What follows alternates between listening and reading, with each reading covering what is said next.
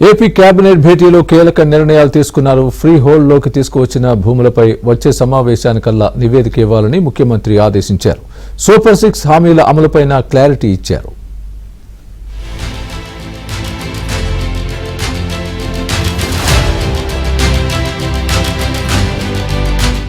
AP సచివాలయంలో జరిగిన cabinet భేటీలో కీలక అంశాలపై సీఎం చంద్రబాబు క్లారిటీ ఇచ్చారు. చంద్రబాబు అధ్యక్షతన జరిగిన సమావేశంలో ఎన్నికల సమయంలో ఇచ్చిన సూపర్ 6 హామీలపై చర్చించారు. తల్లికి వందనం వచ్చే విద్యా సంవత్సరంలోపు ఇవ్వనున్నట్లు తెలిపారు. అలాగే పీఎం కిసాన్ పడిన వెంటనే అన్నదాత సుఖీభవ నిధులను కూడా 3 విడతల్లో వెంటనే వేసేందుకు సిద్దం కావాలని అధికారులను సీఎం చంద్రబాబు ఆదేశించారు.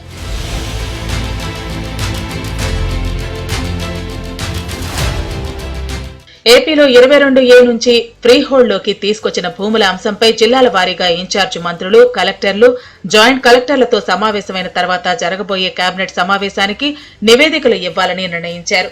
ఫ్రీ హోల్డ్ లో ఉన్న భూముల రిజిస్ట్రేషన్లకు సంబంధించి కేబినెట్ లో వచ్చిన ఎజెండాను తిరస్కరించారు.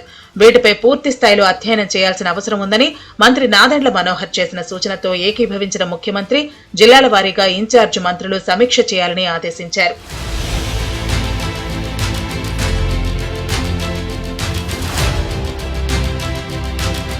దాదాపు 15 లక్షల ఎకరాలను 22A నుంచి బయటకు తీసుకొచ్చారని, ఇందులో 25,000 ఎకరాలు రిజిస్ట్రేషన్లు కూడా చేశారని అధికారులు వివరించారు.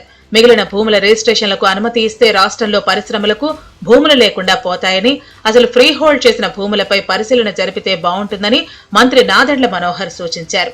పేదలకు గ్రామీణ ప్రాంతాల్లో 3 సెంట్లు, పట్టణాల్లో 2 సెంట్లు ఇచ్చే ప్రతిపాదనలు సిద్దం చేయాలని అధికారులను ముఖ్యమంత్రి ఆదేశించారు.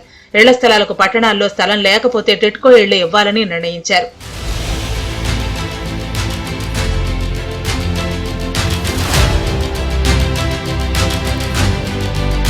పోలవరం డయాఫ్రమ్ వాల్ నిర్మాణం వెంటనే ప్రారంభమవుతుందని, అదేవిధంగా రాజధాని అమరావతి పనులు వచ్చే వారం నుంచి ప్రారంభమవుతాయని ముఖ్యమంత్రి ప్రకటించారు.